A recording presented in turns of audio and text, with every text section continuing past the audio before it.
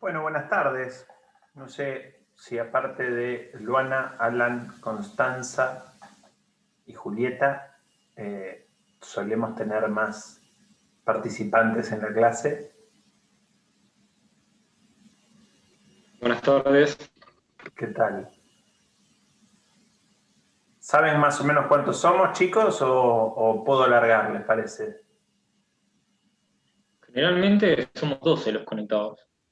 Ah, 12. O sea, les están Sí. faltando unos cuantos. Bueno, no, Constanza, no hay problema.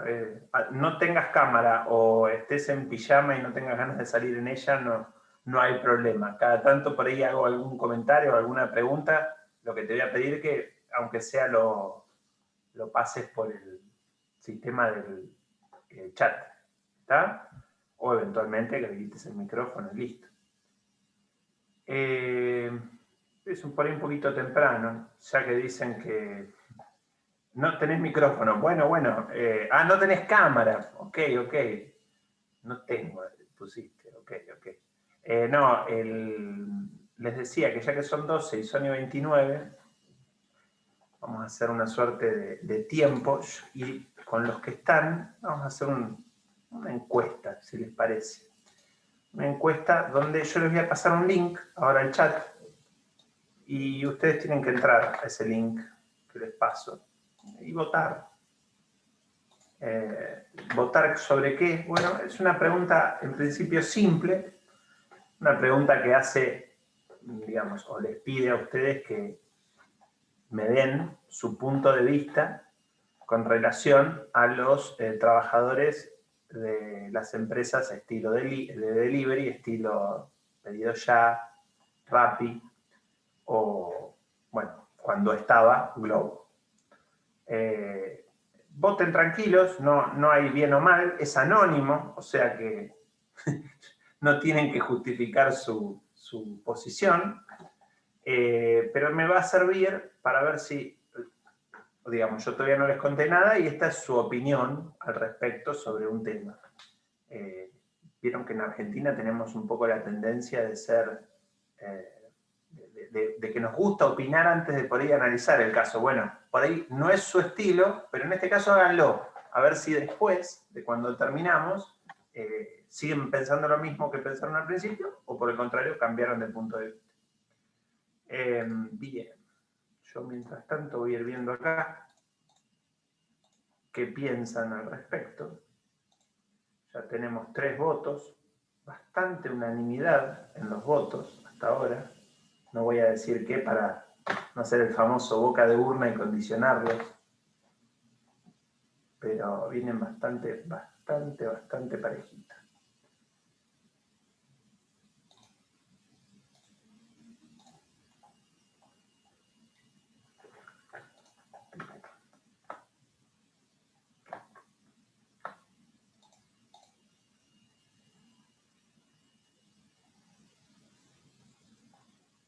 Bueno.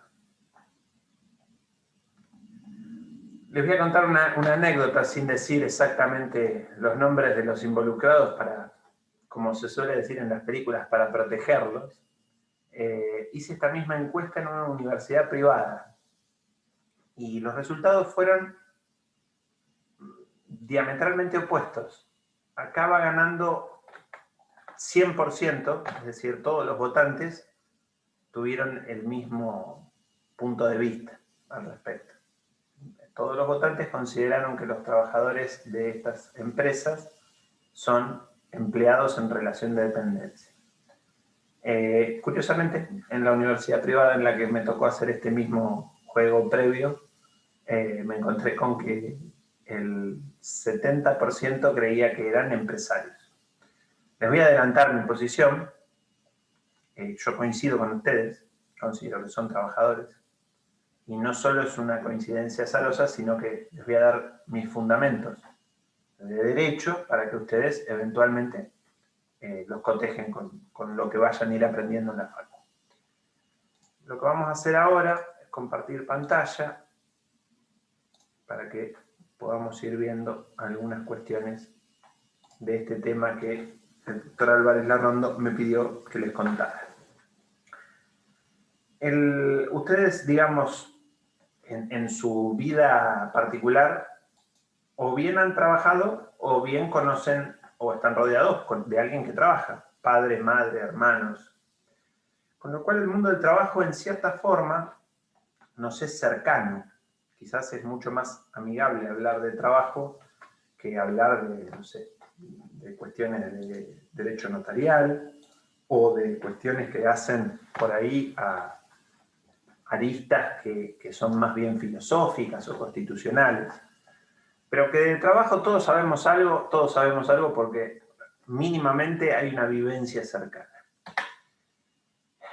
Lo que empieza a ver o ver la sociedad es cómo mixamos la vorágine tecnológica que estamos viviendo con la clásica y estandarizada protección de trabajo que ha venido surgiendo en el siglo pasado.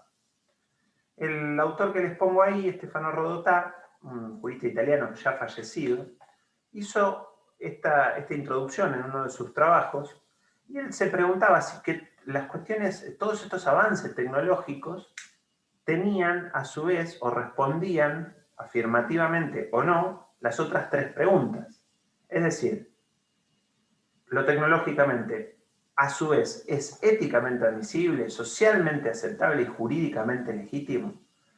Bueno, el análisis que hace el autor es, miren, no sé si lo es o no lo es. Lo que sí les puedo asegurar es que la sociedad no tuvo tiempo de hacerse estas preguntas. Y las redes sociales vinieron e impactaron, independientemente de lo que opinemos, si era ético o no, que hubiese tanta información nuestra en Internet, si queríamos vivir en una sociedad con un alto nivel de control o de vigilancia digital, o si las leyes recetaban y le daban validez a servicios de plataformas como por ejemplo el que les nombraba al principio, Rappi, Globo, Uber mismo. ¿Bien? Este problema que se ve muy palpable en el derecho laboral es un problema de todo el derecho. ¿Por qué? Porque la sociedad empieza a ver a lo digital como un dador de certezas y por ahí empieza a confiar más en lo que alguien escribió en un foro que en lo que en un profesional que estudió de un tema opina. Entonces, se pone al mismo nivel la opinión de un médico con la opinión de alguien que no tiene ningún estudio, pero simplemente tiene, por ejemplo, muchos seguidores. Y esto es muy peligroso. Peligroso no porque yo esté del lado del derecho en contra del avance tecnológico, sino peligroso porque apunta a que la sociedad es muy vulnerable. Y esas vulnerabilidades hacen caer certezas y a su vez nos corren al derecho como el unificador, que hasta ahora ha funcionado bastante bien para garantizar la paz social. ¿Bien? Imagínense que estafas así de tipo piramidal antes costaba mucho popularizarlas y ahora con las nuevas tecnologías es muy sencillo para quienes vulneran los derechos de la gente apalancarse en estos sistemas, en estas plataformas y avanzar. Uno de los problemas clásicos que se hablan es qué pasa con el reemplazo tecnológico en el mundo del trabajo y esta pregunta la vamos a tratar de resolver o no de resolver, pero sí de buscarle algún tipo de conclusión, pero les adelanto que no es siquiera el primero de los problemas, o por lo menos no es el más inmediato. ¿Qué es el reemplazo tecnológico? Esta situación de que no tengamos trabajo porque las máquinas hacen el trabajo que hacíamos de manera asalariada. ¿Bien? Entonces, yo a esta altura, ustedes, esta parte de definiciones la voy a pasar un poquito rápido, ya tienen bastante claro hardware, software. Lo único que por ahí me voy a detener en una sola cosita, que es Big Data y analítica predictiva. ¿Por qué? Porque hay dos, digamos, conceptos que voy a manejar bastante y que por ahí todos los conocen o por ahí no tanto, pero bueno, nos ponemos en un punto de partida parecido y todos cuando me escuchen hablar de Big Data sepan que hago referencia a el sistema de procesamiento de datos, pero de volúmenes de datos muy significativos. ¿Está? Estamos hablando de volúmenes de datos de arriba de 25 terabytes. Después vamos a ver lo que más o menos implica 25 terabytes, pero imagínense que estamos hablando de un peso digital muy grande. Y no solo es el volumen, sino la complejidad. Es decir, son datos por ahí muy diversos, de diversa índole, que un ojo humano con un Excel no puede hacer entrecruzamientos. Son tantos datos que el único capaz de hacer conclusiones y llevar a esto a procesamiento son equipos de computación y programas de computación especialmente aplicados para Big Data. Hay otro concepto que es Small Data, no lo vamos a ver ahora, y se aplica más por ahí a alguna cuestión de manejo de información intraempresas. Lo que vamos a hablar es de Big Data. Técnicas que se utilizan en el Big Data, bueno, son unas cuantas, y gracias a Big Data es como que nace una especie de derivación, un concepto que es el de analítica predictiva, en donde se establece que se puede predecir con un altísimo grado de certeza las conductas de las personas viendo datos de las mismas. Esta posibilidad se hace con determinadas técnicas que no son solo informáticas, sino hay gente de marketing, psicólogos, sociólogos, que hacen nuevas predicciones, pero esta vez no las hacen con las herramientas viejas, las predicciones, las hacen con las herramientas que les da Big Data. Y esto les ha permitido dar altísimos grados de acierto. Ustedes piensen que antes de la aparición de Big Data y de la masificación de Internet, las ciencias sociales en general tenían un porcentaje de acierto por debajo del 20%. Incluso, por ejemplo, la economía, bueno, todas las técnicas de marketing, muy bajo el porcentaje de acierto de los comportamientos humanos. De Big Data para acá han subido estos porcentajes y se discuten en cuánto, pero se habla de aciertos de por arriba del 70%. Lo que por un lado nos indica que los seres humanos somos bastante de repetir conductas y patrones que ni nosotros mismos sabemos qué hacer. Entonces, gracias a Big Data estos patrones salen a la luz y algunos los explotan. ¿De qué manera? Bueno, en algún caso para venderte un producto y en otro caso para buscar que votes de una determinada manera. Es muy amplio el espectro de cosas que se puede hacer con la información recabada de Big Data, pero sí está bastante claro que hay determinados segmentos en determinadas cuestiones que es relativamente condicionable, en algunos dicen manipulable, con técnicas como el filtro de burbuja, la cámara de eco. El filtro de burbuja es que a vos te hacen ver un feed especialmente diseñado para condicionarte en algún sentido. Y la cámara de eco es que de golpe te aparecen publicaciones que le gustan a tus grupos de contactos en las redes sociales que no necesariamente les gustan, pero que te buscan condicionar hacia un sentido. Estas son dos técnicas, si se quiere, ya viejas y conocidas. Lo que no hay es certeza de qué otras técnicas hay en funcionamiento en este momento. Entonces, bueno, más o menos estos dos conceptos los tenemos. Vamos a hacer un parate en esta suerte de línea de tiempo. Vamos a ver cuál es el estado de la situación actual. En el estudio nos pasa constantemente que llega el empleador y se queja de una serie de cosas que algunas se las listé en la placa, pero imagínense que viene y dice, lo filmé robándome y no puedo demostrarlo. ¿Por qué usted no me acepta esta filmación como prueba? Bueno, hay una serie de cuestiones que la sociedad en general no termina de visualizar y otras que tienen que ver con problemas propios del Poder Judicial y del sistema legislativo que tenemos. Leyes muy antiguas que no han podido receptar el avance de las nuevas tecnologías. Pero hay otras cuestiones que son más de fondo y que la gente no las ve. Les hago el caso mismo del empleador que me dice, no, me robó, mirá, te muestra el video y vos ves una filmación con una personita que a ojos vista de esa camarita que es un ojito alejado, se ve una figura semi-humanoide que toma algo, no lo lográs ver qué, y el video tiene un tramito así, no sé, de 3 minutos, que vos ves que lo toma y ves que sale del escenario de la filmación. Entonces vos le explicás a tu cliente que acá no es una cuestión tecnológica, sino que además el video me muestra un pedacito de tiempo. Esa persona pudo haber levantado el objeto y una vez que salió de cámara, haberlo apoyado en otro lado. No es una prueba fehaciente del robo como la persona que viene a afirmarlo cree. Entonces, hay por un lado una idealización de que lo que nos dicen los medios tecnológicos es cierto, producto del desconocimiento general que hay. Además, otra cuestión que la gente no tiene en cuenta es la cantidad de adulteraciones digitales que se pueden hacer con las imágenes, con los videos y con todo lo que son archivos digitales.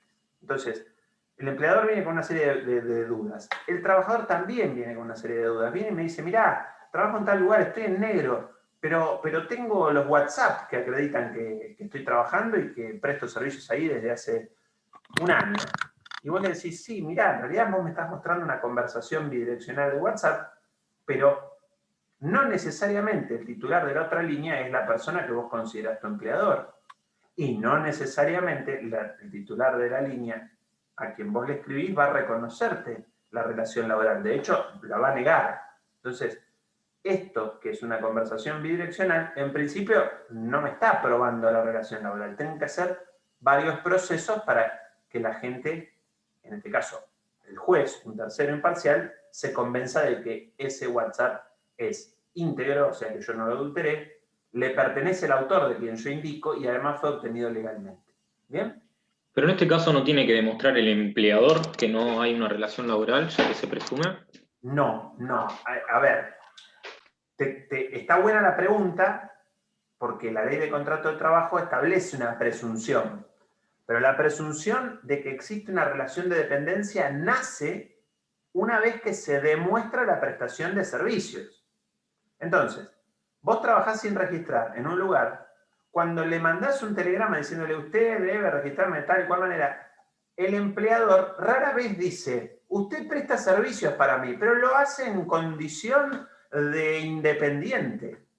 Lo que hace el empleador ante esa misiva es, niego conocerlo.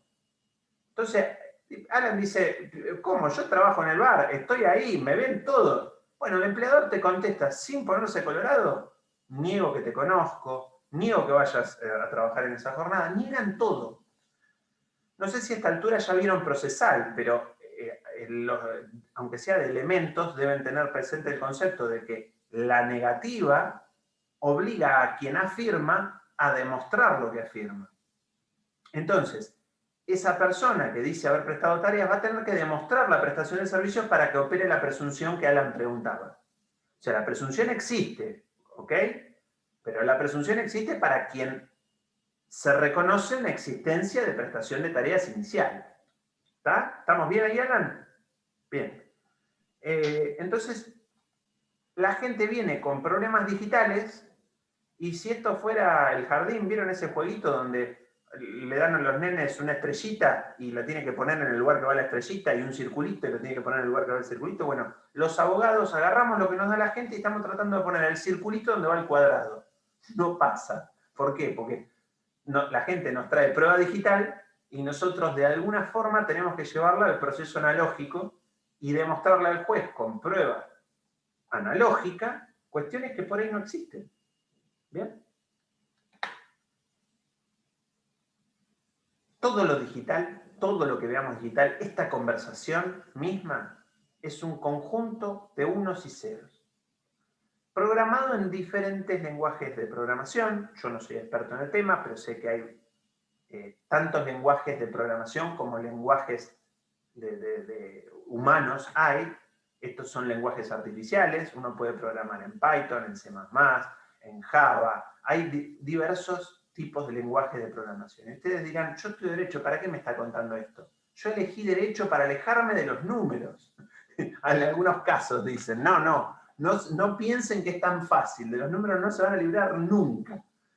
Y menos cuando tengan que calcular honorarios, ahí se vuelven aún más importantes. Pero bueno, les decía, todo lo que es digital tiene este conglomerado de unos y ceros. Y ustedes vean que cualquier cadena de unos y ceros que se altera en algo, se puede modificar. Y como los unos y ceros son un lenguaje artificial, lo único que hace la computadora es transformar esos unos y ceros en algo más amigable. Todos los presentes, alguno de los presentes al menos, habrá visto la película Matrix. ¿Sí? ¿No? ¿Ninguno la vio? Bueno, mírenla. Neo, el protagonista de Matrix, veía desde el código fuente. No necesitaba algo que le tradujera. Él veía en unos y ceros y sabía lo que estaba pasando. Bueno, Neo es un personaje de ficción. Nosotros no podemos hacer eso. Necesitamos de equipos que nos traduzcan esos unos y ceros en información comprensible. ¿Bien? ¿Por qué les cuento esto? Porque tenemos que amigarnos con los lenguajes artificiales. Y la frasecita que está ahí arriba de la placa no es mía, pero estoy bregando por ello hace rato. Los abogados debemos amigarnos más con el binario y abandonar un poco el latín. ¿Por qué? Porque el latín nos aleja de la sociedad. El binario nos acerca a la sociedad porque la sociedad, si bien no habla en binario, utiliza para su diaria muchas cosas que están en distintos lenguajes de programación. Entonces, entender un poco lo que hay detrás, por ahí alguno de acá conoce, pero a mí me pasa que yo voy, pongo el agua en el microondas, le pongo un minuto, la caliento y no sé qué pasa dentro del microondas. Y la verdad que tampoco me importa mucho, pero yo solo sé que el agua la saco caliente. Bueno, eso no me afecta en mi carrera, pero no saber lo que pasa un poco detrás de lo digital, hoy a ustedes que van a ser abogados en 3, 5, la cantidad de años que les lleve terminar la carrera, les va a generar una traba. ¿Por qué? Porque la gente les va a traer problemas digitales. Y ustedes no tienen que ser ingenieros, pero tienen que saber de qué se está hablando. Se tienen que poder sentar con un ingeniero y preguntarle algo y que el ingeniero los entienda. ¿Bien? No sé qué escenario les va a tocar vivir, pero sí les puedo asegurar que la aceleración tecnológica, esta cuarta revolución industrial, ha demostrado algo que es un impactante y exponencial crecimiento de uso. Yo ahí puse algunos ejemplos, no son míos, pero es simpático pensar que el teléfono fijo tardó 75 años en tener 100 millones de usuarios y que Candy Crush tardó 1 año y 2 meses en llegar a 100 millones de usuarios. De WhatsApp ni les quiero decir, y se los voy a decir porque es muy interesante. Antes de hablar un poco de Martin Hilbert, les voy a mostrar esta placa. Esto es lo que se denomina como Cluster Zuckerberg. Cluster sería como una especie de conglomerado. Y Zuckerberg es la persona que se quedó o ideó, depende de la versión que historias que cuenten, con Facebook. Bien, eso que dice MAU es la cantidad de usuarios activos por mes en sus siglas en inglés. WhatsApp tiene 2.000 millones de usuarios. Les repito el número, 2.000 millones de usuarios. En Argentina de esos 2.000 somos 40 millones de habitantes. O sea, nosotros ocupamos 2 dígitos de lo que WhatsApp tiene 4 dígitos.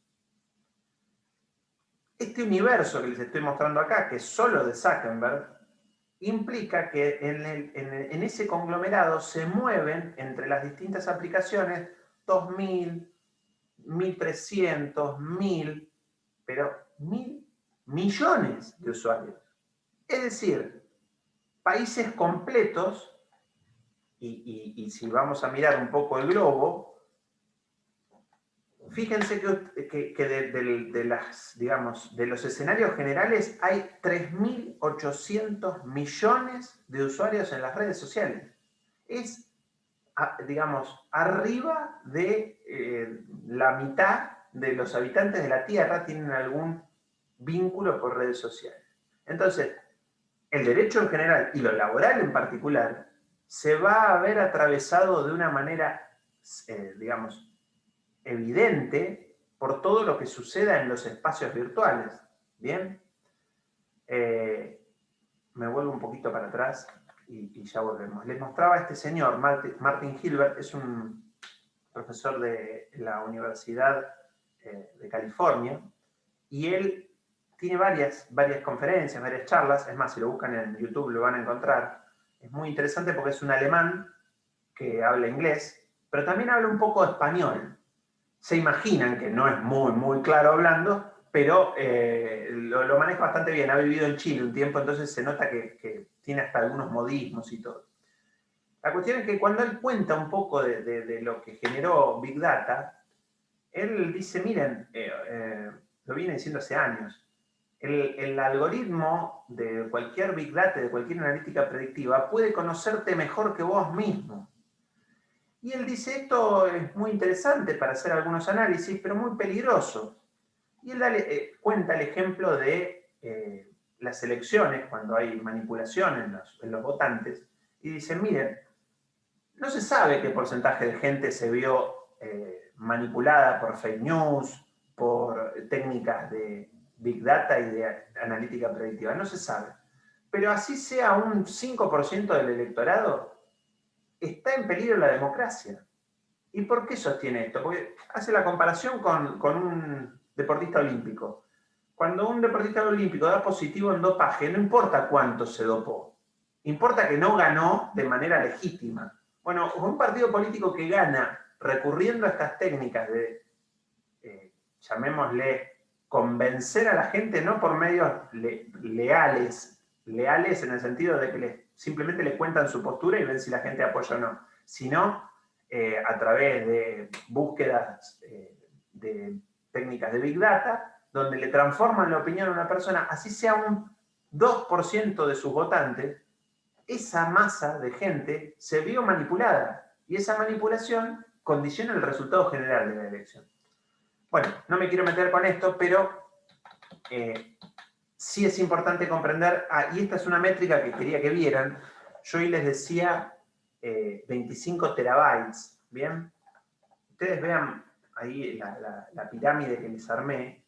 En Internet realmente no se sabe hoy cuánta información hay. Hay distintos estudios que arrojan distintos números. El último más fiel, por lo menos al que yo accedí, que me pareció más solvente, hablaba al 2018 de 33 zettabytes. Yo el número lo pongo al lado porque cuando me lo dicen en exponencial no lo entiendo. Y les aseguro que no soy yo solo. Está estudiado que a los seres humanos nos cuesta manejar los grandes números. Les doy un ejemplo de que esto es así. No necesito que me lo digan, pero piensen, ahí les planteo una duda matemática. Si 1.000.000 de segundos son 11,5 días, sin agarrar un Excel, les propongo que me digan cuántas en unidades de tiempo serían 1.000.000.000 de segundos. Yo sé que es un día de calor, yo sé que estamos en enero, pero ustedes se notaron en la cursada de verano, así que piénsenlo un segundo y digan, ¿a cuánto equivale? Si 1.000.000 de segundos son 11,5 días, ¿cuánto más es 1.000.000.000 de segundos? Bueno, yo les voy a dar la respuesta. Varios días más. 32 años, Alan. 1.000.000 de segundos son 32 años. Yo me voy a tirar por 22 días. ¿Vieron cómo nos rompe la cabeza los grandes números? No los podemos manejar. Visualmente, yo hoy les decía, hay 2.000 millones de usuarios de WhatsApp. Y ustedes no se pueden imaginar eso. Pero si les digo, no, hay el equivalente a las poblaciones de China y Estados Unidos en WhatsApp, toda completa, dicen, oh, wow, qué cantidad.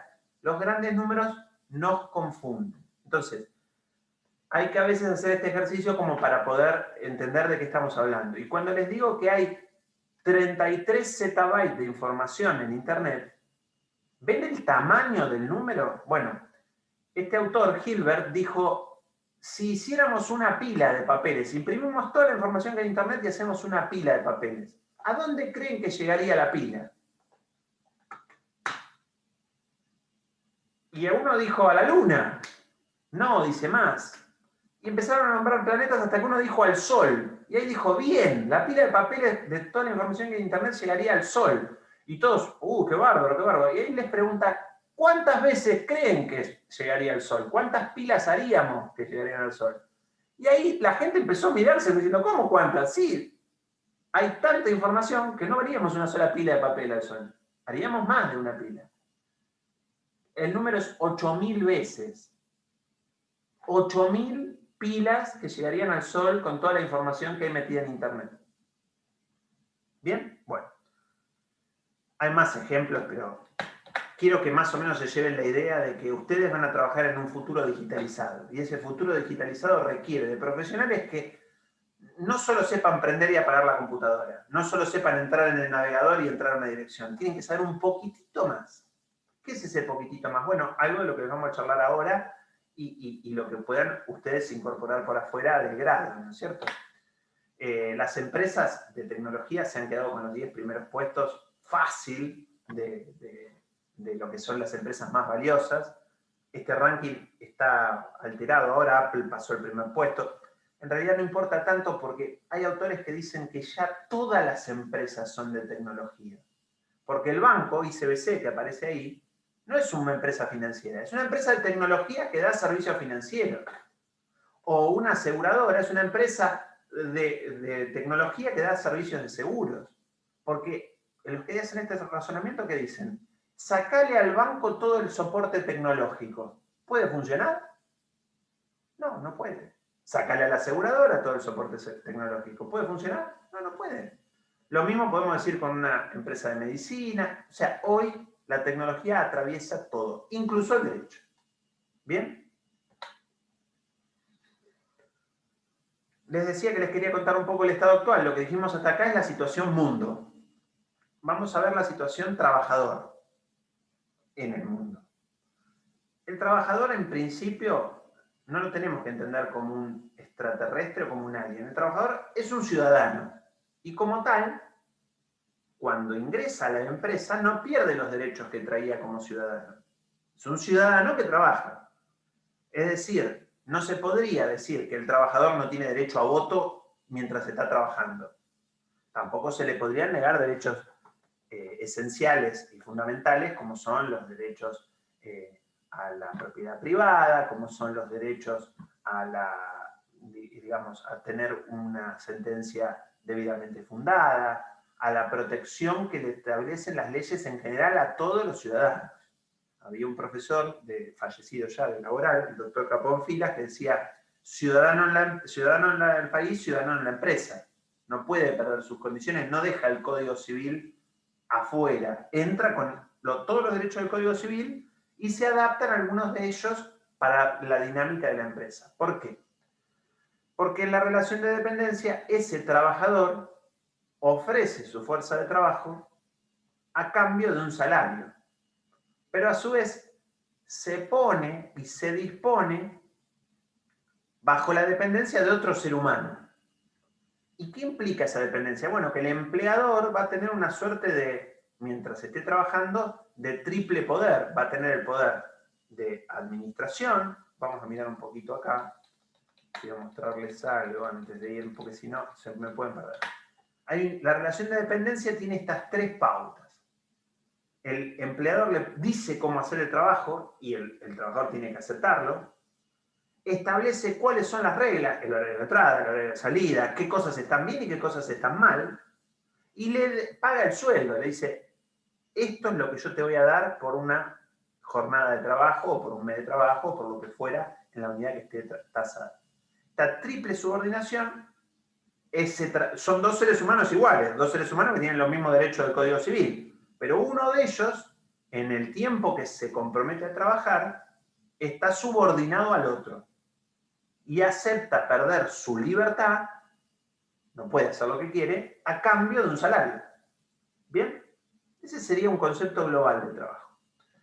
Volvemos para atrás porque ustedes me van a ver que avanzo y retrocedo. Lo que pasa es que esta clase la di tantas veces que no me quiero perder de nada que me entiendan, digamos. Entonces, por un lado, ese trabajador en la empresa va a tener una relación de inferioridad con relación al empleador. La ley, desde hace rato, reconoció esto y lo considera hiposuficiente. Hay otra relación parecida que ya la deben haber estudiado, la deben estar por estudiar, que es la relación de consumo. El colectivo de consumidores es el colectivo de personas más numeroso. ¿Bien? El que le sigue de personas es el de trabajadores. ¿Bien? Hasta acá la situación del trabajador. El sistema en el que vivimos, sistema digamos, arraigado en esta parte del mundo, es el sistema capitalista. No voy a hacer juicio de valor, no voy a decir si es bueno, si es malo, pero sí voy a decir que hay como 2 posturas a la hora de analizarlo, y están quienes ven en el libre mercado, en las reglas liberadas del mercado, algo inevitable, algo que no hay forma de combatir y que es la forma que se va a regular y que toda la relación de empleo se va a dar en un libre mercado neoliberalista clásico. Están quienes dicen, no, esto hay que confrontarlo, hay que regular más, hay que quitar estas cuestiones de que el mercado maneje, porque cuando el mercado maneja se generan abusos. Y están quienes dicen, no, si lo dejamos al libre mercado hacer, todo se regula solo. Viene Adam Smith y su mano invisible y nos acomoda el mercado y vamos a estar 10 veces mejor que con normas reguladoras. Hay personajes en la tele que se les deben venir a la cabeza, personajes, algunos muy despeinados y de una peluca bastante particular, que vienen y dicen, no, el neoliberal, el libre mercado es la solución a todo, no hay que tener reglas, el Estado no sirve, el Estado te roba, y otras frases parecidas. Bueno, a esa persona, si uno creyera que habla desde la ingenuidad o desde el desconocimiento, diría, lee más. Yo creo que es aún más grave. Él sabe de lo que está hablando y sabe que no funciona así. ¿Por qué? Porque ya ha pasado. Este autor que les estoy mostrando ahí en pantalla se llama Yuval Harari, es un historiador que tiene varios libros muy interesantes. Uno de ellos es De animales a dioses. Y el de animales a dioses, ¿qué dice Harari? Harari nos dice, miren, si dejamos al libre mercado funcionar, ya sabemos lo que pasa, porque ya funcionó el libre mercado sin ningún tipo de control. Y tiene cuestiones que son positivas, como puede ser aumento de la producción, aumento de la cantidad de bienes para distribuir y para generar más bienes y servicios entre la sociedad, pero también tuvo cosas muy negativas, como por ejemplo la esclavitud, que se mercantilizó a las personas y como resultaba rentable, se las sacaba de su país y se las llevaba a otro a trabajar. ¿Por qué? Por medio de la fuerza. Entonces, dice, miren, la esclavitud no fue la idea de un monarca racista o supremacista, fue el obrar del libre mercado, al punto tal que las empresas esclavistas cotizaban en bolsa. O sea, vos querías tener por ahí una buena rentabilidad, te ibas a la bolsa de Amsterdam y comprabas de la empresa esclavista X acciones. ¿Por qué? Porque le iba muy bien, una empresa en alto desarrollo y crecimiento. Mandaban gente a África, capturaban personas y las llevaban a trabajar a Estados Unidos a los campos de algodón. Negocio redondo, que compraba un esclavo, se compraba una persona, y lo único que tenía que hacer era darle de comer. No hay ningún tipo de derecho más, y no se lo daba por derecho la comida, se lo daba para que no se le muera, para que pueda seguir trabajando. Ahí les cité algunas de los párrafos que les estoy hablando del libro de Harari, pero básicamente el concepto general es esto. La esclavitud no la organizó ningún Estado, directamente la manejó el libre mercado. Y esto es una muestra de lo que puede pasar cuando en una sociedad no hay un Estado que vele por normas de convivencia y puntos mínimos de entendimiento. Es decir, si le preguntamos a la sociedad estadounidense del 1750, probablemente habría algunos que consideraran que estaba mal la esclavitud. Entre ellos los esclavos, seguramente. No estarían muy de acuerdo todos los esclavos en no tener ningún derecho.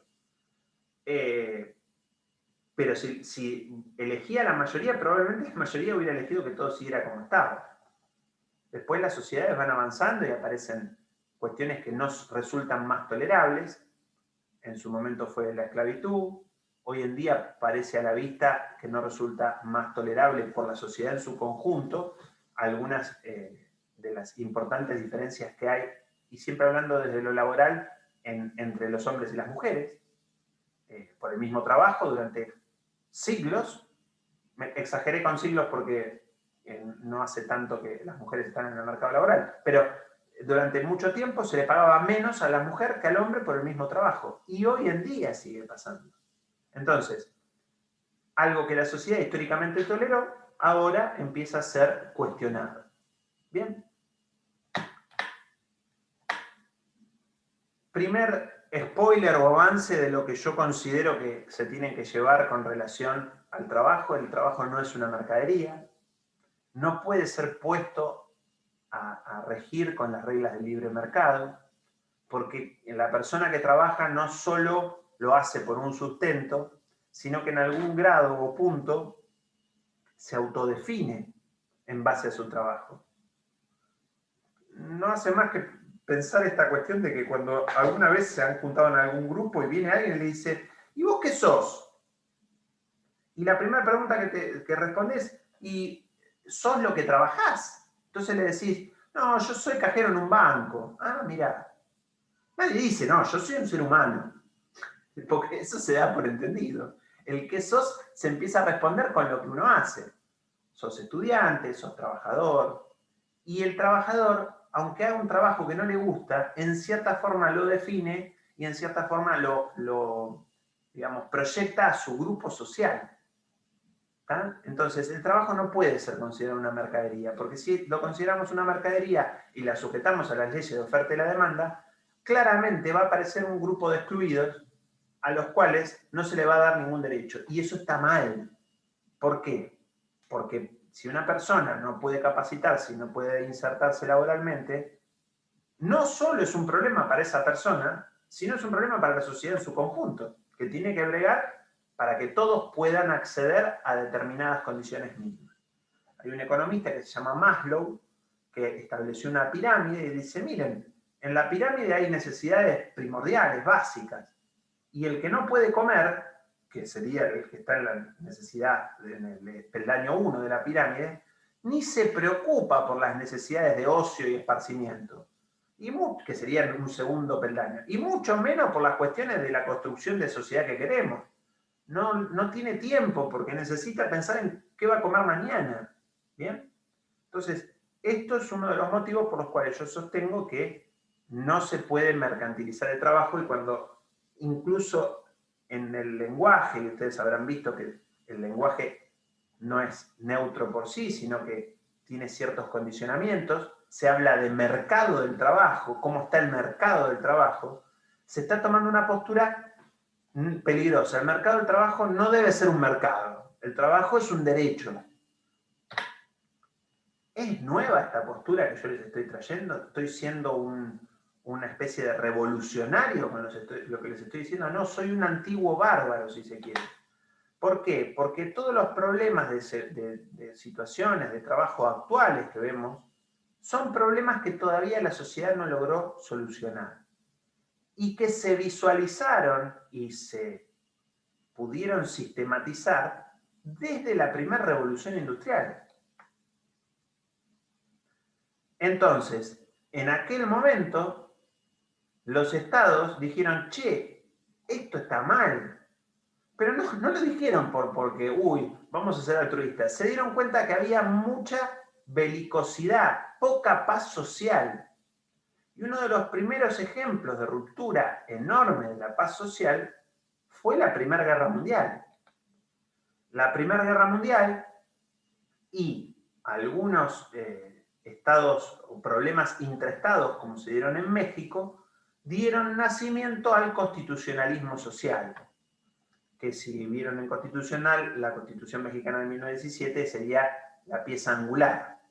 Constitución de 1917 que tiene frases que son de una actualidad escandalosamente moderna. Yo ahí les tomé algunos parrafitos, pero para que ustedes tengan idea, una de las cuestiones que se hablaba en 1917, 104 años atrás, era la prohibición del trabajo infantil, la protección a la maternidad, salario mínimo e igual remuneración por igual tarea, protección a la salud en el trabajo, reconocimiento del derecho de huelga. Esto se planteaba en la Constitución del 17. ¿Bien?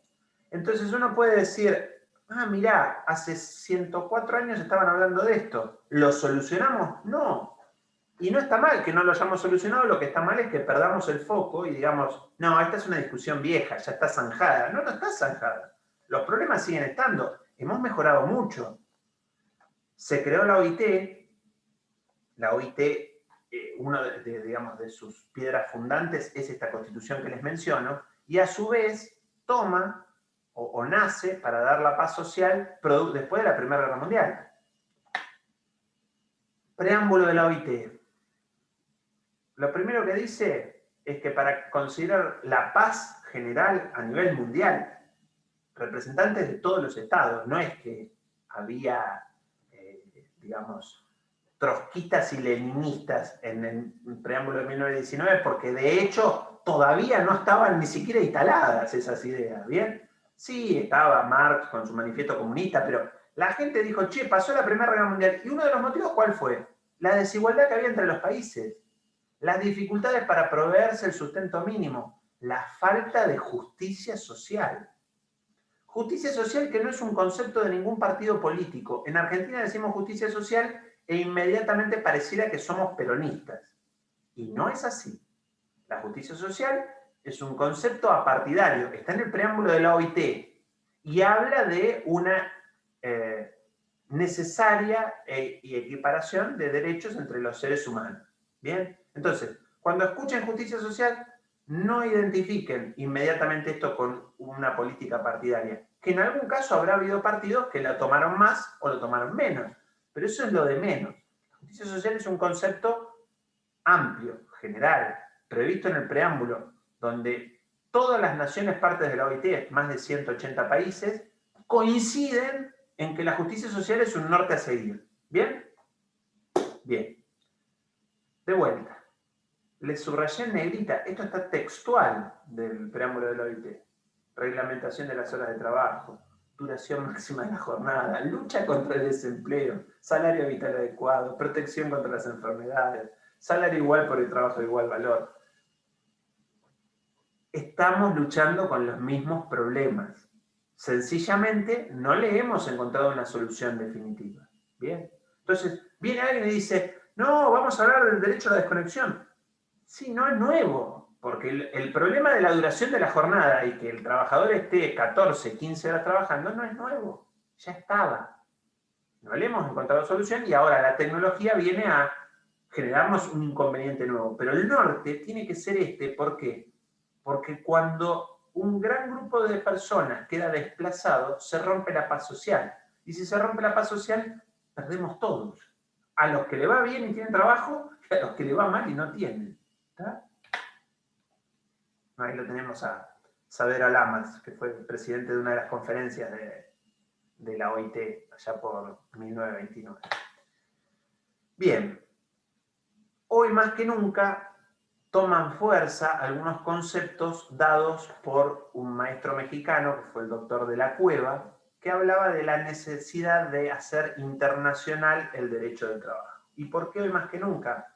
Porque las nuevas tecnologías nos van a permitir, por ejemplo, estar teletrabajando para una empresa que está en Shanghái, o estar haciendo una producción deslocalizada para una autoparte que ensambla en Brasil. Entonces, los países del mundo tienen básicamente los mismos problemas. ¿Por qué? Porque no le logran dar empleo a toda su población. Y para traerse las escasas fuentes de trabajo que andan dando vuelta, compiten entre sí de manera desleal. Entonces viene un país del sureste de Asia y le dice a la empresa X, venite a mi país a trabajar. Yo te garantizo pocos impuestos y pocos derechos laborales. De esa manera vas a tener mayor rentabilidad. Entonces ese país compite de manera desleal con el de al lado que da mejores derechos laborales. Y eso no pasa con alguna marca, pasa que con las marcas más prestigiosas. No sé, de indumentaria. Nike ensamblaba en Bangladesh. Y este tipo de productos que se venden a $200 la unidad, de costo tenían para el trabajador 0,10 centavos de dólar. Entonces, la plusvalía, que de vuelta no es un concepto comunista ni marxista, indica, miren, de lo que se gana del producto terminado hay una parte, lo generó el trabajador, pero no le dan todo, le dan un pedacito. Bueno, yo no discuto la existencia de rentabilidad para el empresario. Lo que digo es que miremos cómo es la torta y tratemos de repartirla de una manera más justa. en el sentido de que ese trabajador logre llegar a fin de mes y logre cubrir sus necesidades básicas, el peldaño 1, y si tenemos suerte, el 2, de la pirámide de Maslow.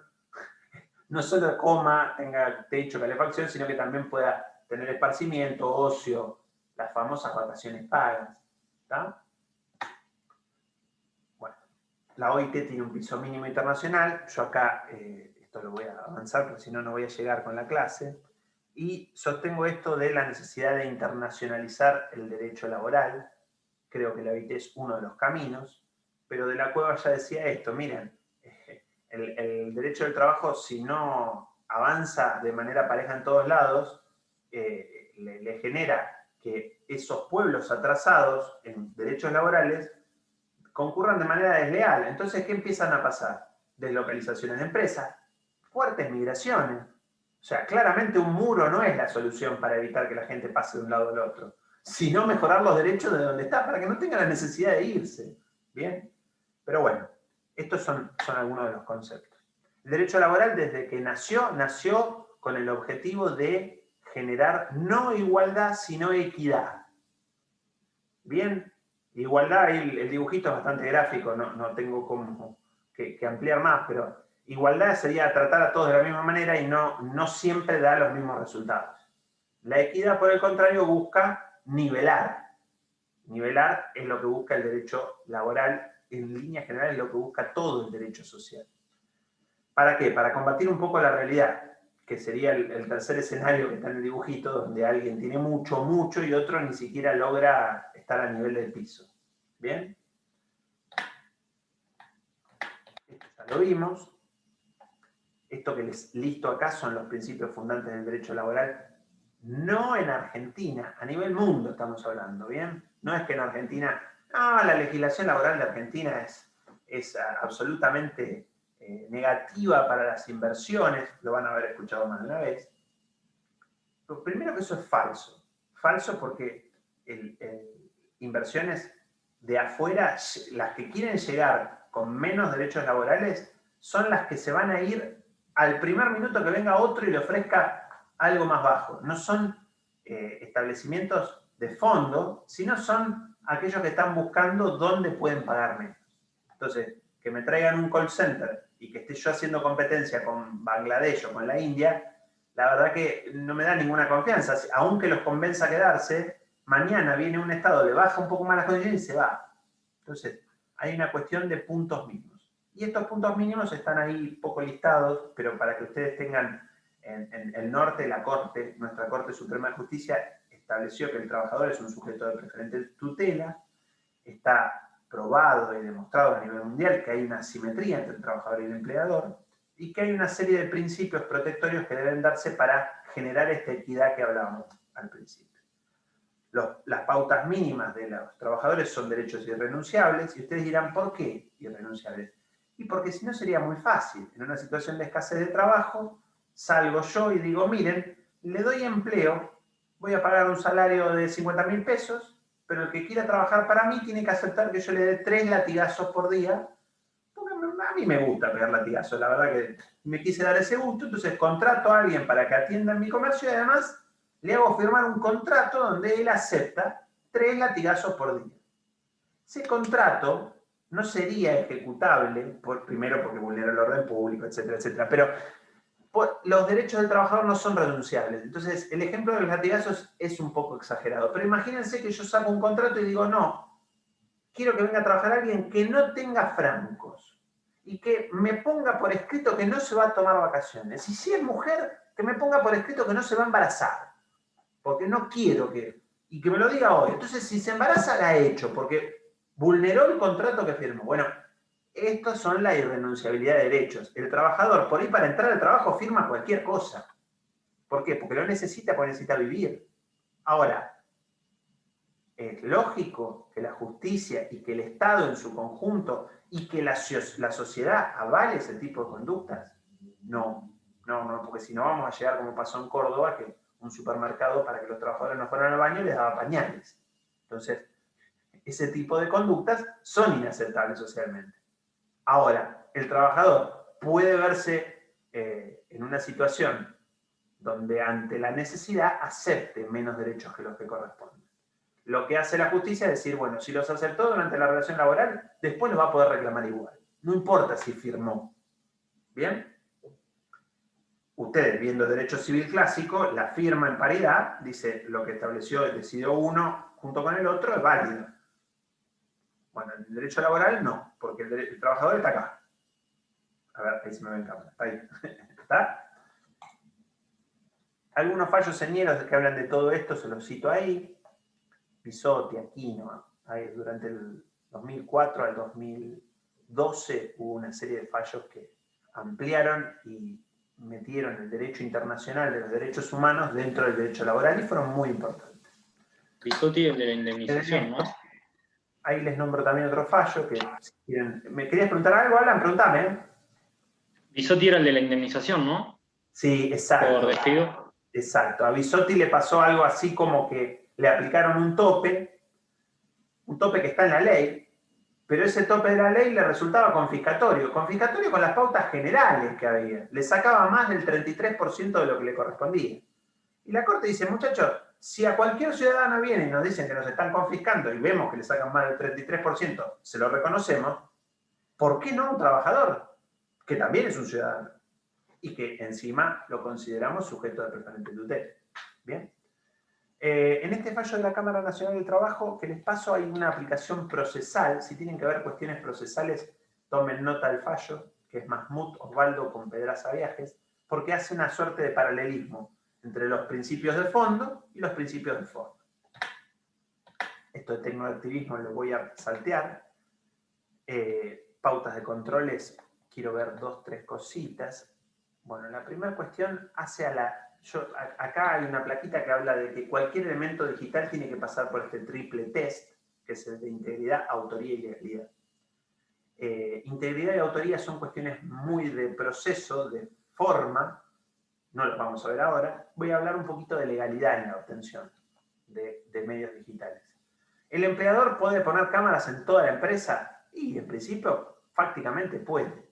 Pero hay una serie de pautas que están establecidas en la Ley de Contrato de Trabajo como reflejo de derechos constitucionales que establecen que los controles tienen que ser aleatorios, no discriminatorios, no le tienen que permitir al empleador extraer de sus trabajadores una serie de datos que le permitan identificar un perfil de ese trabajador. Es decir, la libertad de expresión del trabajador está reconocida. Bien, entonces, la actividad de ese trabajador en el aspecto personal, que podría estar, no sé, en un ámbito de, como puede ser un vestuario, hablando sobre lo que no le gusta de la empresa, no podría ser utilizado por la empresa para despedirlo con una causa. Probablemente si la empresa se entera lo despide. Lo que no le admite el régimen legal es que utilice eso para no pagarle una indemnización. Bien, entonces, ese ciudadano que trabaja no es un esclavo, tiene sus derechos. Bien, y acá la tecnología empezó a generarnos algunos ruidos, como puede ser el perfil digital. Entonces, hay gente que por ahí, a través de técnicas de Big Data, es sancionada, despedida o aún incluso no contratada, producto de lo que se cree que pueda hacer. De vuelta lo llevo al cine o a la ciencia ficción. Había un libro que se llama Minority Report. Es una película también que está Tom Cruise trabajando, si la quieren ver, donde se predecía los comportamientos delictivos antes de que esto suceda. Entonces, claro, nadie hacía nada porque sabían que si pensaban matar a alguien, premeditadamente te iban a descubrir de manera anticipada. Bueno, hoy esto que parecía algo tan lejos y tan hipotético, se vuelve real, porque hoy determinadas empresas que contratan personal segmentan de acuerdo a tu comportamiento, no el que vos mostrás solamente, sino a otro comportamiento que es el que no mostrás. O comportamiento que debería ser privado, como tus expresiones en las redes sociales. ¿Bien? Entonces, este tipo de cuestiones se están empezando a ver. De correspondencia ahora no vamos a hablar, pero sí de dos fallos señeros con esto, que son Halford y Copland. Son dos fallos viejos, donde básicamente se establecía que el trabajador tiene una expectativa mínima de privacidad con las herramientas laborales, en la medida de que esa expectativa de privacidad no esté especificada por parte de los empleadores. Es decir, si yo empleador le doy un correo electrónico y no le doy pautas de uso, no lo puedo monitorear. Ahora, si le doy un correo electrónico y le digo, mirá, este correo electrónico está monitoreado, si vos querés hacer algo de tipo personal, no lo podés hacer por acá porque te lo voy a ver y te aviso, bueno, ahí baja la expectativa de privacidad. En algunos fallos españoles se estableció que en los call centers tiene que haber, por ejemplo, un teléfono no monitoreado para llamadas privadas. ¿Bien? Esto se ve un poco en estos dos fallos que fueron como leading case del tema. Y hace poquito, digamos, una situación, el fallo se llama Barbulescu, es contra el Estado de Rumania, se volvió a tocar el tema de los derechos del trabajador con relación a las tecnologías brindadas. Básicamente a Barbulescu le perdió en todas las instancias cuando discutió contra la empresa, pero terminó ganando contra el Estado de Rumania porque el Estado de Rumania no había brindado normativa que lo protegiera de la intromisión ilegítima en lo que sería en su desarrollo laboral. Voy a avanzar porque estoy viendo ahora son 1:30, no vamos a llegar a nada. ¿A dónde vamos? Esto es lindo de visualizar. Ahí está el 2020, ya tendré que poner un hito al lado de ese 0, porque ya el 2020 está en el pasado. Estamos en este contexto que les contaba, donde la globalización se vio muy evidente con la pandemia. Estornuda a alguien en una parte del mundo y genera un conflicto real en la otra. Antes era una frase, ahora es literal.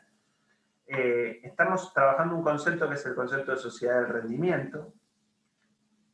Esto es por el más filosófico. Hay un filósofo surcoreano que se llama Woo Chung Han, y Woo Chung Han viene diciendo hace rato que hoy en día ya no hay más explotación externa, o por lo menos la explotación interna como tal está mal vista por la sociedad, pero lo que no está mal visto es la autoexplotación. ¿Y qué es la autoexplotación? El concepto de yo puedo. Pero yo puedo todo. Y si a mí una empresa me requiere determinada cantidad de objetivos y no logro los objetivos, el problema soy yo, que no estoy pudiendo.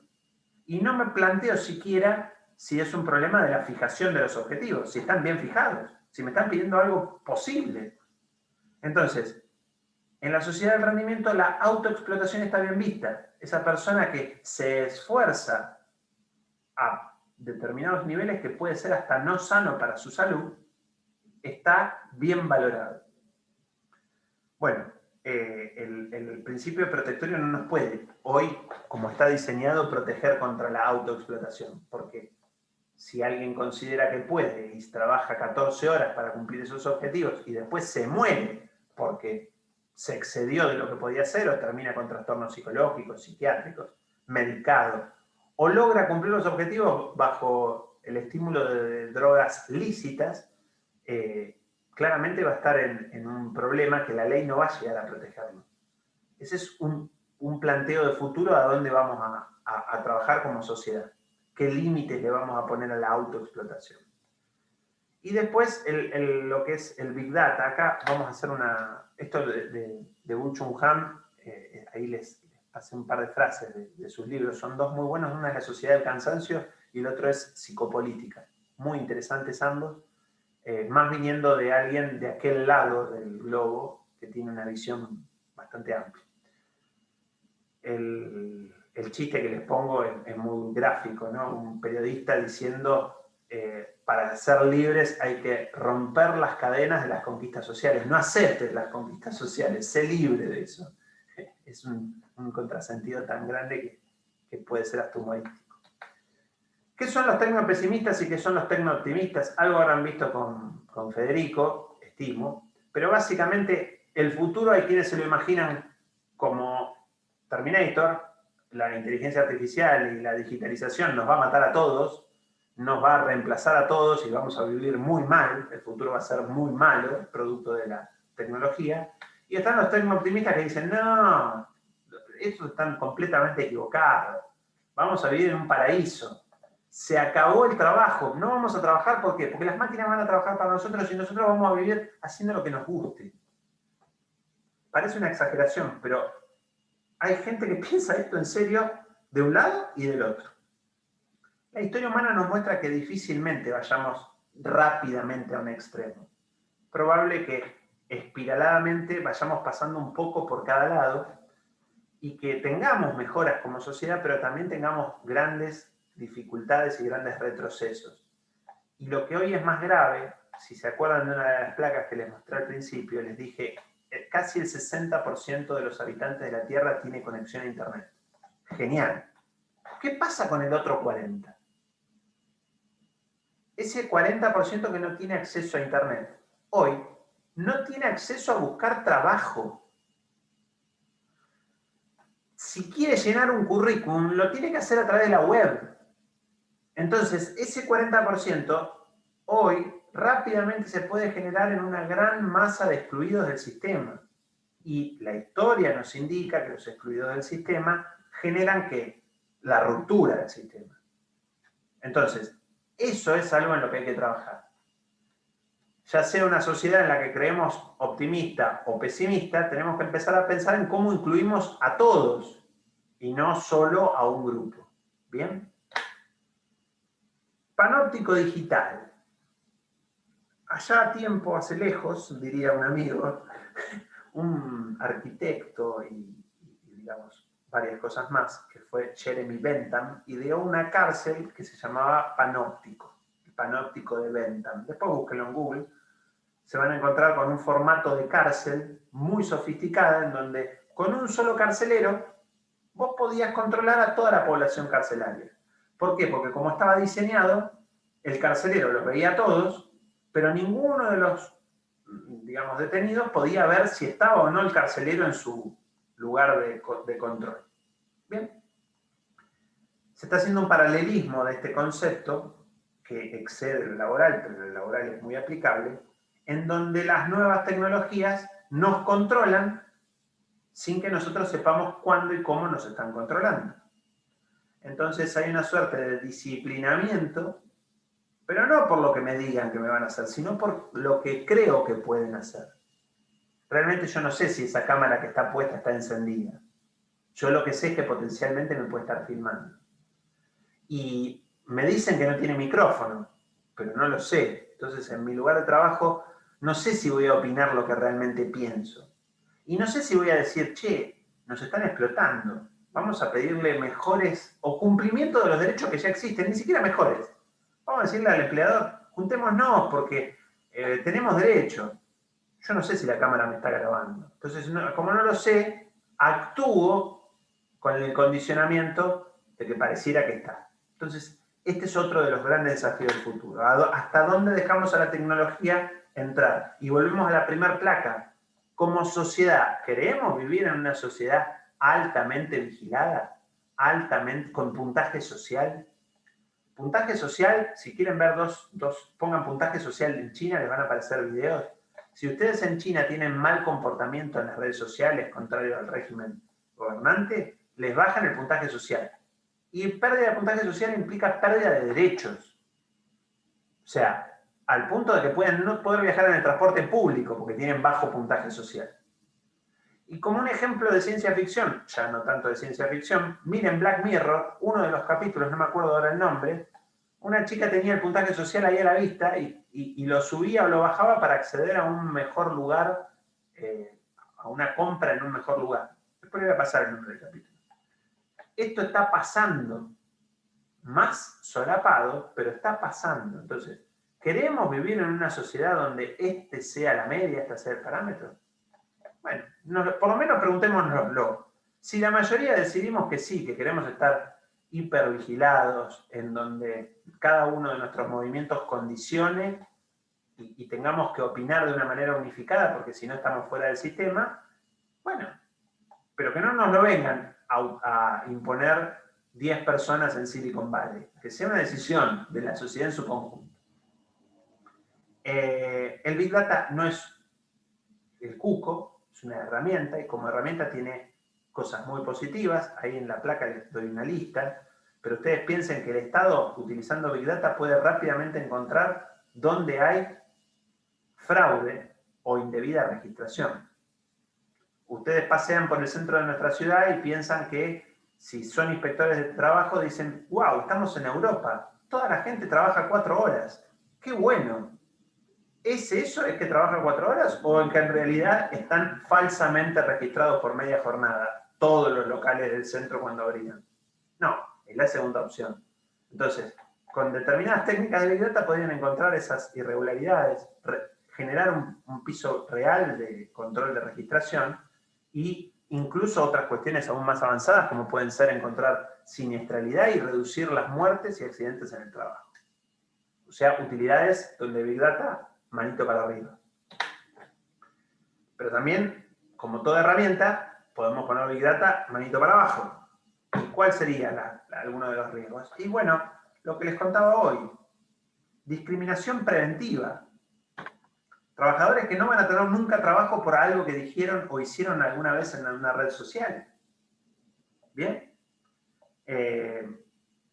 Evaluaciones de rendimiento sin que el trabajador sepa que siquiera lo están evaluando. Ruptura anticipada. Mirá, yo este trabajador por sus perfiles veo que se va a sindicalizar y yo no quiero sindicalizados en mi empresa. Así que lo vamos a despedir ahora. Todavía no hizo nada, pero hay mucha chance de que lo haga. Así que, afuera. Sesgo con relación a las enfermedades. Mira, ¿sabés qué? De lo que surge del paneo que hago, esta persona tiene parientes que murieron de determinadas enfermedades congénitas. Es muy probable que si lo contratamos, tenga las mismas enfermedades congénitas. No lo contratemos. Contratemos a otro que tenga menos parientes enfermos.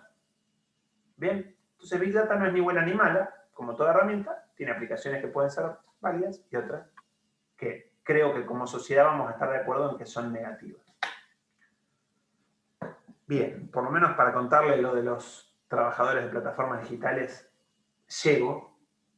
Vamos a hacer primero un paneo de los tipos de plataformas.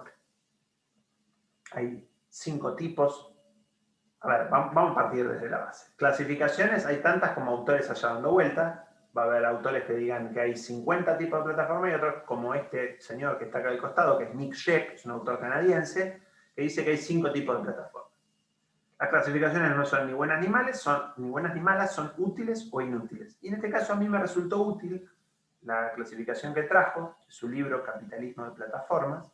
¿Por qué? Porque englobó a un grupo de plataformas, como la que él denomina como plataformas austeras, como aquellas que no están aportando nada nuevo. Sencillamente se interponen entre algún mercado ya existente y buscan bajar los costos de determinados servicios. Nombra el caso de Airbnb, dice, bueno, los hoteles existieron siempre. Lo que hace Airbnb es, dice, encuentra gente que se quiere hospedar y gente que tiene lugares libres para hospedar y los conecta. Uber, gente que necesitaba transporte y gente que tiene un vehículo. Globo, Rappi. Estas son las plataformas austeras. Su característica principal es que son dueñas de muy poco, salvo el capital fijo que implica la plataforma. Y yo me voy a parar solo en la situación de los rapitenderos, de los glovers, de los básicamente cientos de mensajeros que podemos ver dando vuelta en las principales ciudades del mundo hoy. Acá es claro que la primera intención de estas plataformas fue vender que esta gente era un empresario y que como empresario podía definir qué hacer con su tiempo libre y definía que con su tiempo libre iba a hacerse unos pesitos extras a los que ya tenían, llevando productos de un lado al otro. ¿Y por qué sostenía que era empresario? Bueno, ¿se acuerdan de esas 3 pautas que yo les decía? Facultad de dirección, facultad de, digamos, dependencia técnica, jurídica y económica. ¿Bien? Este trabajador puede elegir cómo hacer su trabajo, porque nadie le dice qué calle o qué calle tomar de un lado al otro, va por donde quiere. Este trabajador puede definir cuántas horas trabaja, y este trabajador, al que no lo llaman trabajador, lo llaman empresario independiente, puede establecer su ganancia, porque si decide trabajar mucho, gana mucho, y si decide trabajar poco, gana poco. Cuando salió al mercado, la idea sonaba creíble para algunos y muy rara o muy sospechosa para otros. ¿Por qué? Porque la realidad es que esta forma de pago por producción ya existía, y es el trabajo de tajo. Existe hoy en el agro, en la pesca. Vos producís tantos kilos de cajones fileteados y cobrás tantos pesos. En este caso vos hacés tanta cantidad de viaje y cobrás tantos pesos. Entonces, ¿realmente ese trabajador o ese rapitendero tenía acceso a la base de datos de Rappi, de Uber y de Globo? No. De hecho, ¿podía fijar el precio de su viaje? Menos. ¿Y qué pasa si un día decía, no, hoy no trabajo? No lo sancionan, te dice la empresa. Mentira, lo sancionan porque le bajan el puntaje. Y si le bajan el puntaje, le dan menos viajes. Y si le dan menos viajes, gana menos sueldo. Entonces, la triple subordinación seguía estando más presente que nunca. Y de una manera automatizada. Entonces, ese trabajador por ir era sancionado simplemente por enfermarse, porque un día no pudo trabajar y como no le dio servicio le bajaron su puntaje, y como le bajaron su puntaje, al otro día tuvo menos trabajo. ¿Bien? En Argentina el debate está abierto, hay varios fallos dando vuelta de primeras instancias que han sido apelados. Creo que la balanza se va a inclinar para el lado correcto, y para mí el lado correcto es la laboralidad de los trabajadores. Avanzo y les digo lo que dijo España. España sacó un fallo del máximo tribunal español, la sala cuarta, 17 de los jueces, el 23 de septiembre del 2020, establecieron de que en la empresa Globo sus riders son trabajadores, no son empresarios. Y los españoles tienen otra figura que es el trabajador económicamente dependiente o trade, y tampoco son traders. O sea, son trabajadores, tienen que tener derechos de trabajadores, y algunas de las pautas que dijo el Tribunal Supremo son tan claras que parece mentira tener que respetarlas, pero dijo, miren, Globo no es una mera intermediaria, es una empresa y lo que presta son servicios de recadería, o sea, de mensajería en sus conceptos. Fija las condiciones para la prestación de servicio, es titular de todos los activos. Los trabajadores van vestidos con la ropa de la marca, o sea, le van haciendo publicidad mientras pedalean. Es claro que hay un montón de cuestiones dando vuelta que los califican como trabajadores que no tienen estructura propia y que se insertan en la estructura del empleador. ¿Y el empleador quién es? La plataforma. ¿Bien? Todavía no sabemos qué va a pasar acá. Lo más probable es que salga alguna regulación específica para estas plataformas. Pero hay algo que también se habla, que es cuánto va a durar esta discusión. Distintas notas de Infobae que les voy a ir listando nos muestran que no sabemos cuánto va a durar la discusión, porque es probable que ese trabajo que está haciendo hoy una persona se pueda automatizar.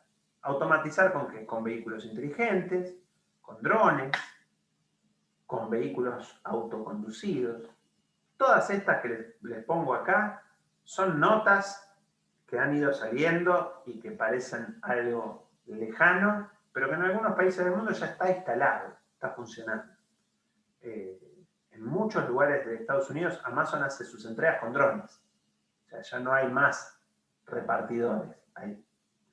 Entonces, estos desafíos que nos pone la sociedad, yo no voy a entrar ni a los educativos, ni a los sociológicos, ni a los tecnológicos, sino a qué hacemos con el mercado del trabajo, el mercado entre comillas, como les decía hoy, del trabajo.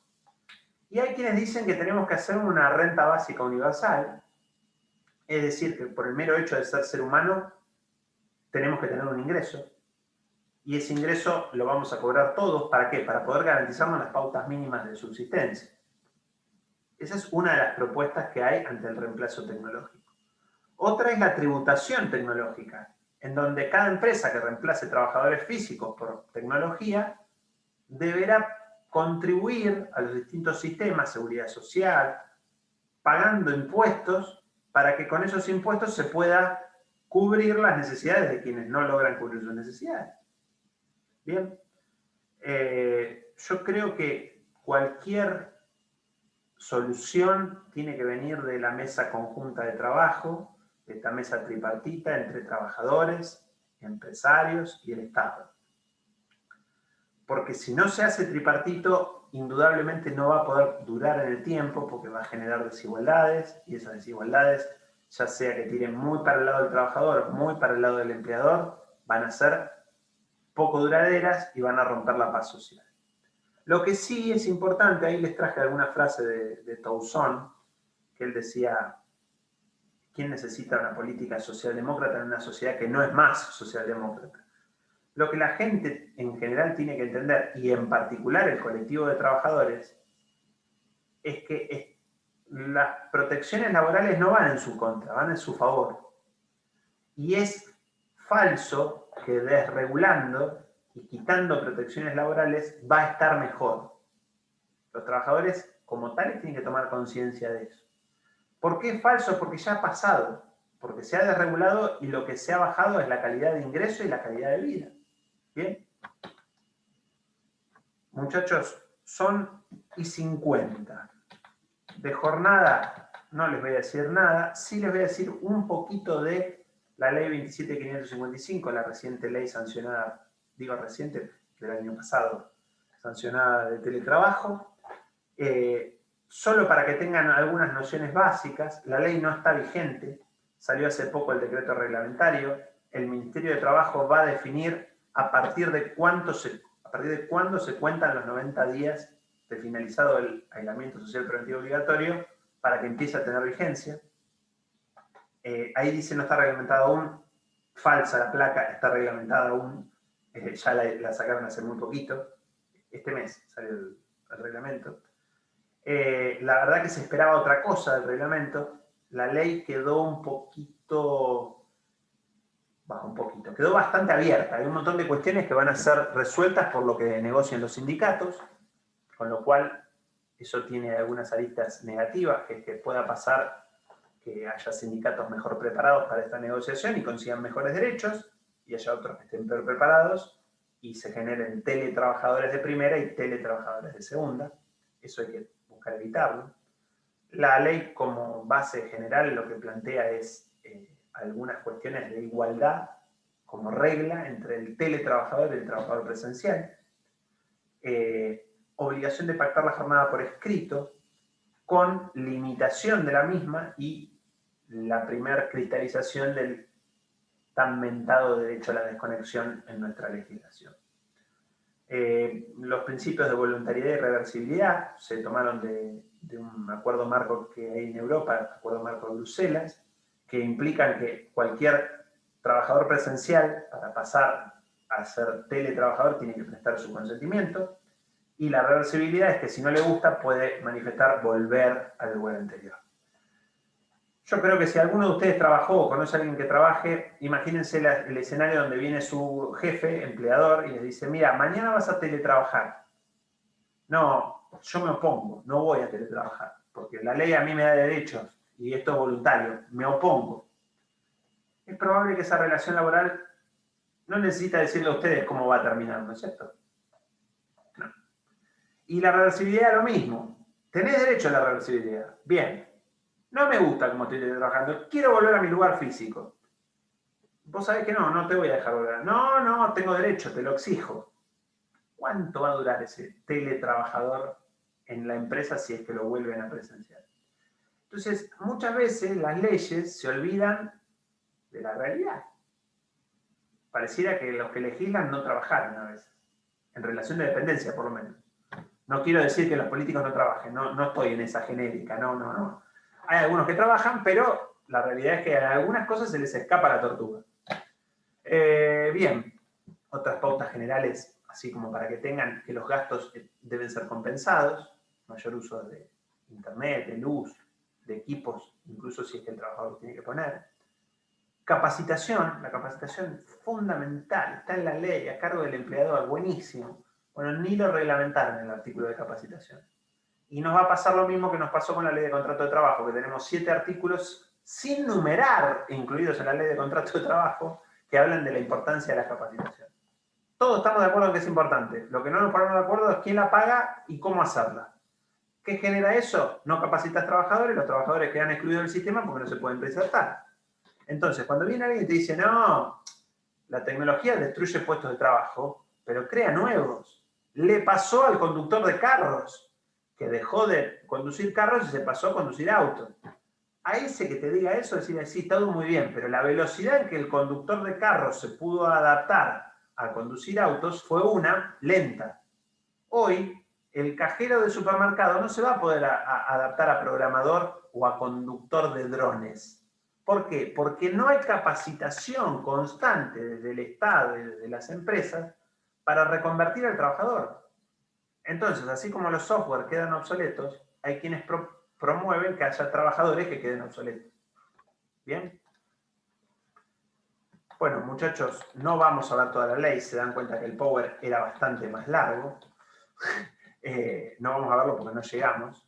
Me quiero despedir con una frase de Mario de la Cueva, hoy ya se lo mencioné al jurista mexicano, esta cuestión de que la persona humana es un fin en sí mismo, no tiene una finalidad externa. Entonces, de ahí viene ya el derecho a vivir una vida digna, ¿bien?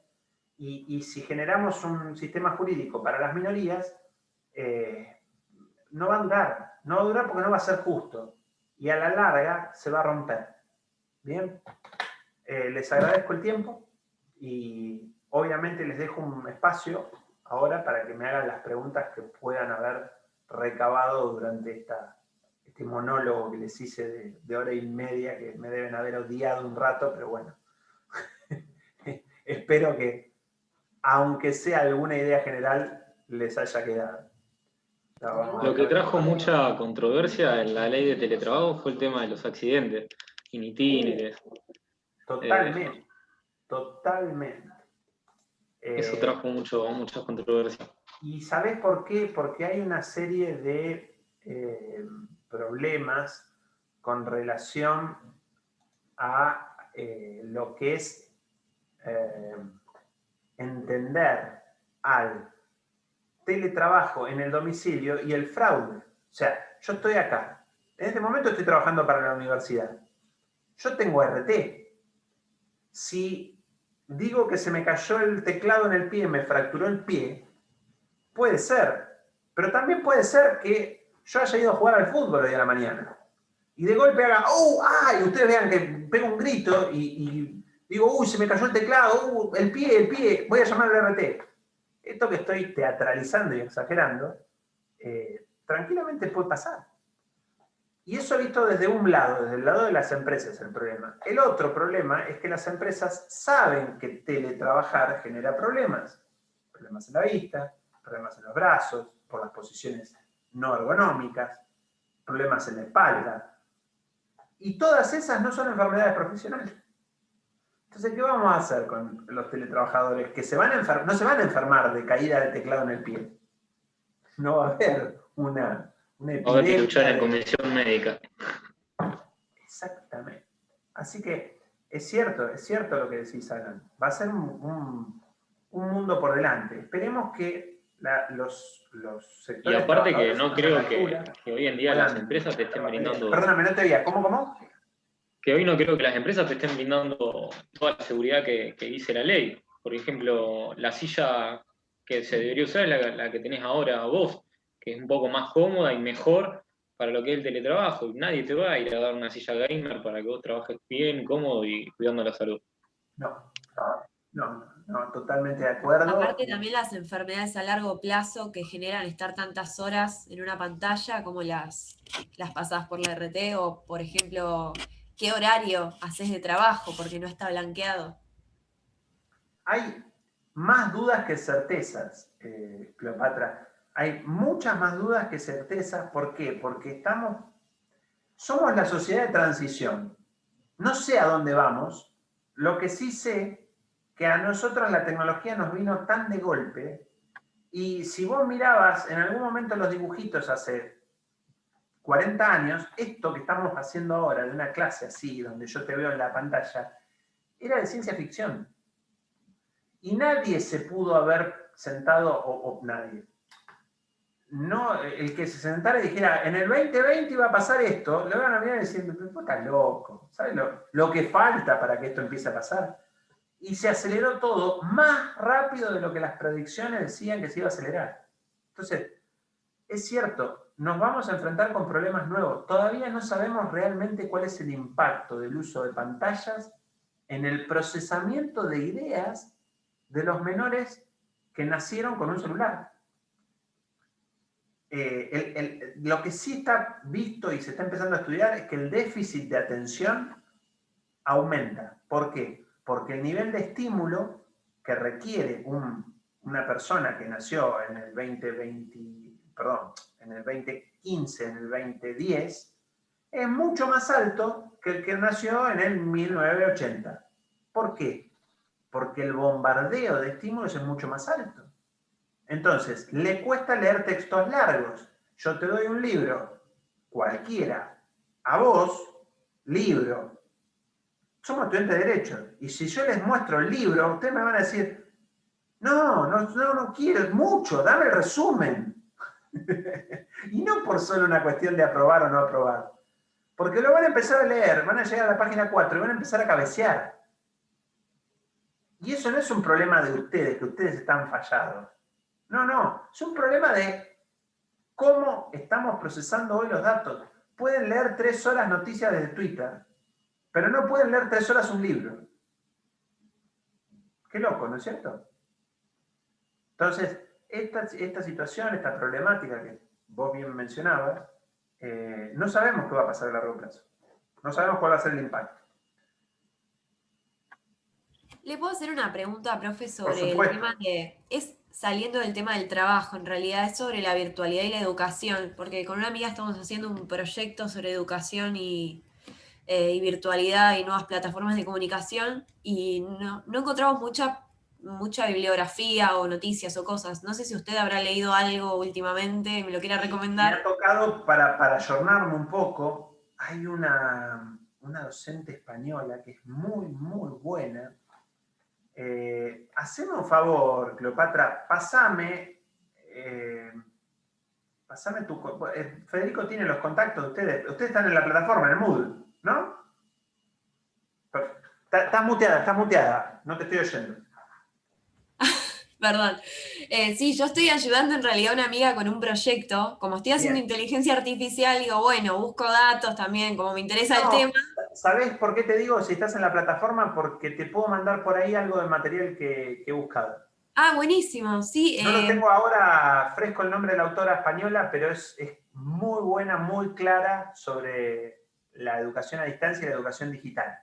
Ay, buenísimo. Yo estoy en el campus y si no, el doctor Larrondo tiene mi correo electrónico. Si querés yo le puedo mandar un mail. Entre mañana y el lunes te voy a pasar material de eso. Sí, no hay apuro, no hay apuro. Muchísimas gracias. No, por favor.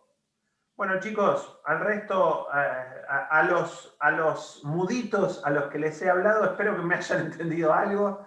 Si no tienen preguntas, yo voy a elegir creer que es porque entendieron todo. Y si las tienen, háganlas ahora, porque si no me desconecto.